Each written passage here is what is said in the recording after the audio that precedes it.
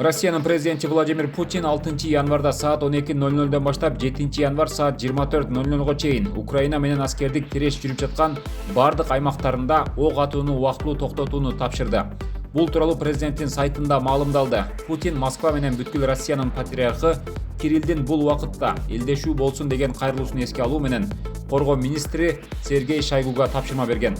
Маалыматта согуш жүрүп жаткан аймактарында көп сандаган православ христиандары жашагандыгы белгиленген. Россия бийлиги Украина тараптыда ок атууну токтотууну жарыялоого, элге Рождество майрамында сыйынуучу жайларга барууга мүмкүнчүлүк берүүгө чакырды.